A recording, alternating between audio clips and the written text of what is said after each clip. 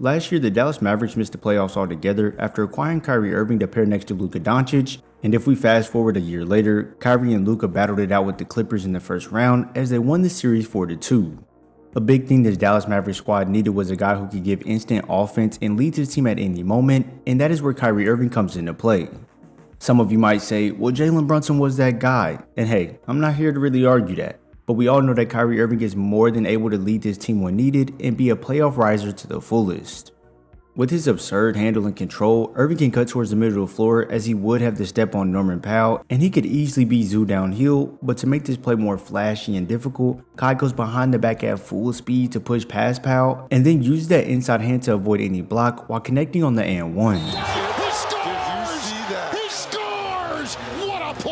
The ability to put his foot on the defense's neck makes him a problem to guard because every time he puts the car in drive, you think he's going to go all the way to the rim. So when he pulls that emergency brake out of nowhere and rises up, by the time the contest can even happen, he's already in motion. Not only does this downhill pressure make Kyrie a puzzle to figure out when scoring the ball, but since the defense caters so much attention to wanting to keep him out the paint or from getting an easy look, they'll totally forget about their man when Irving has an open route to the bucket, and now when he dumps it off, it's easy money for the slam.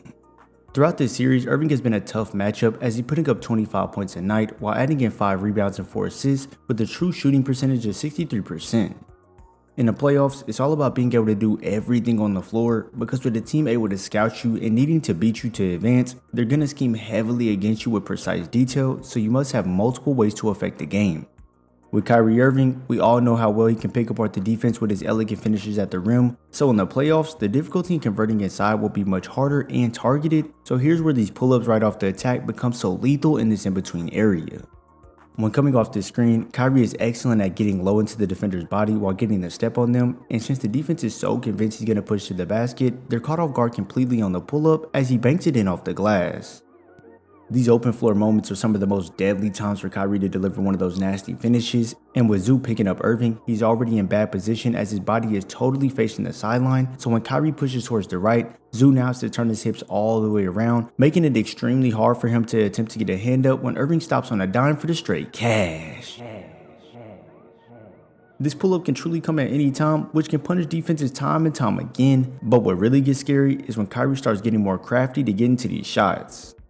It may seem very basic, but honestly it's the little things that makes the biggest difference, as when Kyrie beats James off the dribble here, this left foot stunt makes Zubac step that way at the exact same time, so now with Zoo's momentum going that way, when Kyrie explodes out towards the baseline, he can beat Zoo to the spot, and the fadeaway is money. Certain things might happen so fast and slick that you miss it in real time, but when you see Irving beat his man and only have one left to beat, he's such a threat to keep pursuing the basket like we discussed, but instead of just pulling up, Kyrie gives Plumlee a nudge to make his momentum carry him deeper into the paint, and when throwing that step back in with it, this look at the rim is pretty much a warm-up jumper. Us viewers on TV have a pass for missing some of these quick movements on the floor that get Irving open, but when you're on the court with him, you have no pass at all, and you have to just admit that this quick hesitation faked you out and led to Irving getting a wide open bucket from the elbow.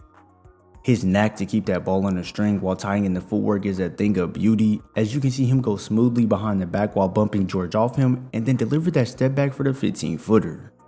When Irving is being more forced into creating a shot for himself, this one we truly get the best moves from him, as when he comes off the screen getting the switch on the Zoo, he serves the in and out directly into a sham god, and knowing Zoo will reach while getting beat, Irving low carries the ball and then rises up over the top for the pull-up. He gets to the foul line, jump shot, got it! Kyrie Irving with some magic. The postseason is when you have to pull out every move in your bag and show the defense you can affect the game in many ways.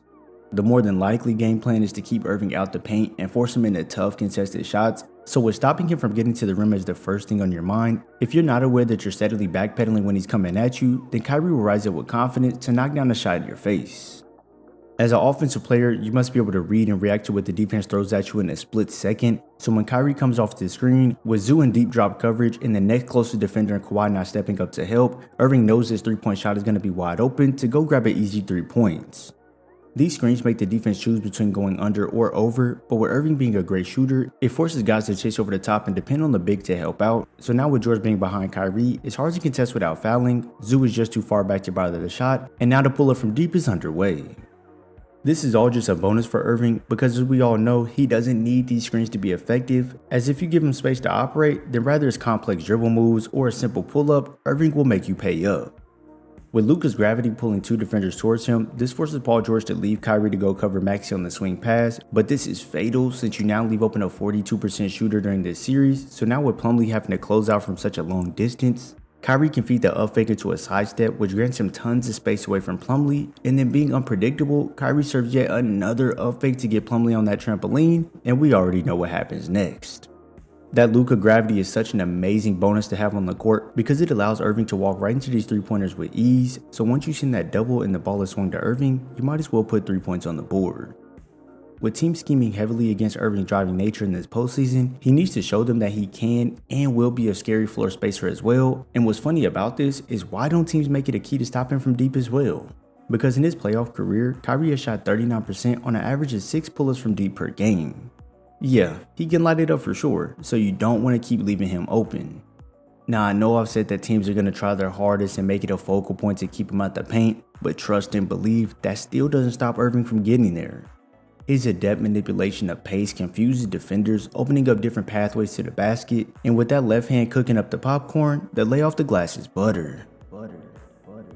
He's so crafty when getting to the rim that when being chased down, he can show the ball with one hand, regather it, and then lay it home with the other. Thin lead, but Kyrie Irving getting out in the transition break. Guarding someone this creative with the change of pace Irving has is one of the hardest things to do, and if you don't believe me, well ask the 3 Clipper defenders who couldn't stop Kyrie from scoring all over them at once. These high-level skills are no joke, as Kai has a counter for every counter, so just when you think he's about to run off the screen, he crosses back smoothly going baseline, and just when Paul George thinks he has a block coming his way, this up and under to use the rim as protection is just cold. You can try whatever you want, but to all out stop Irving from getting to where he wants on the court is something that can't be done. You can limit him slightly as you're going to scheme heavy on his driving, but when Kyrie sets his mind to go get a bucket, there's no area on the court he can't reach, nor a finish he can't execute with finesse. This is why you'll see multiple guys start to be a pest on the defensive end as he drives the ball, but now with all eyes on him, he can float this over the top of the defense to a cutting lively on the backside. Like I said earlier, playing off Luka's gravity is such a great thing because now when the double is sent and the defense starts rotating, Kawhi now has a long closeout Irving can attack, and this collapses the defense completely, opening up the layup blend into a lob.